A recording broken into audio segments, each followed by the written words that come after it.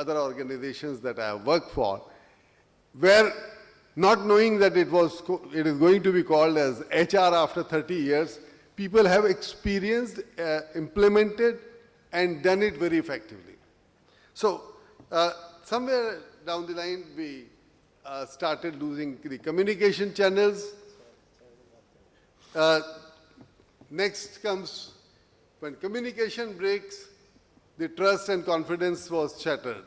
So people, whether on this side or that side, again I am not blaming which side, both the sides did not have confidence in each other. There is incongruence in the thoughts, words and actions. That is very important to look at. On these 2 points I'll come back as a corrective action also. What we think, what we say, and what we do, let's ask ourselves. Forget about as an organization. As an individual, let's start. Are we doing these 3 things the same way? I mean, let's understand that most of us, and collectively as an organization, we are actually not in congruence with these 3 things. And this, if you are not in congruence, if they are not matching with each other, the chances are that the other person will never get the message that you are trying to convey. Unfair labor practices, exploitation of contract labor, I don't want to get into with that. There could be n number of things. But I want to come to the one more important area that has affected the employee relations or IR, of course, is entirely different, and that is opulent lifestyle of people in metro and satellite towns.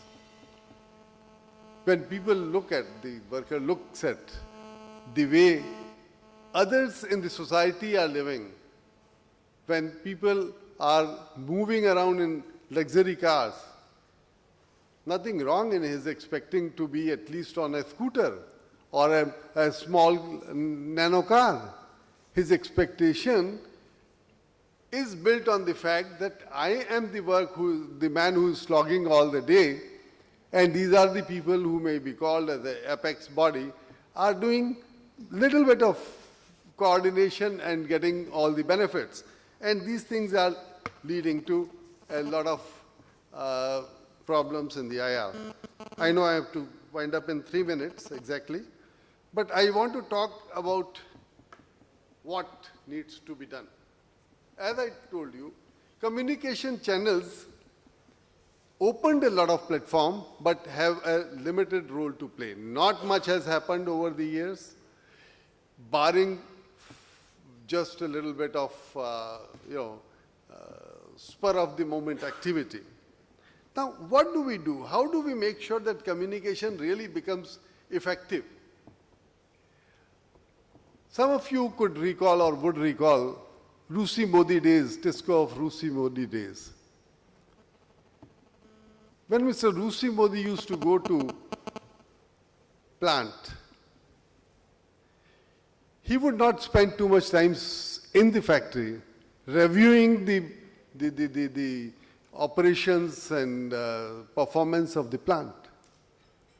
Yeah, he will do that, but that's a minor part or a relatively less important and less time-consuming part of his trip. Where would he spend most of his time? His time would be spent in the factory colony. His time would be spent with the families, not workers. Let me tell you, not even workers. When worker is in the factory, he would spend time with the families of the workers. And the type of communication that he will get, the direct feedback that he will get from there, and the confidence and trust building that will happen with that group of families is something that is unimaginable. Friends, during a certain period, and in many of the old Tata companies, you would not have heard of major IR issues. I'm not saying that IR does not, or unrest does not happen. It happens. There are 1,000 other things. But it would not, because the top man is in directly touch with not the worker, but his family. And his family is the one who is going to tell him how to behave, what to do and what not to do inside the factory. And let me tell you, Rusi Modi was not the only example.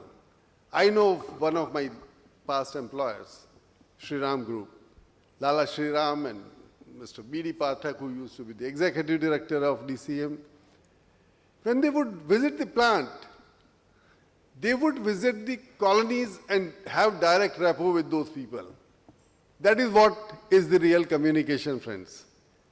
In open houses, you may get minor things like meri tankha kam hai, which you will say cannot be discussed in this forum, and nothing beyond that. So, number one, my request is that the communication channels have to be opened by the top. So it's not the IR manager's responsibility alone.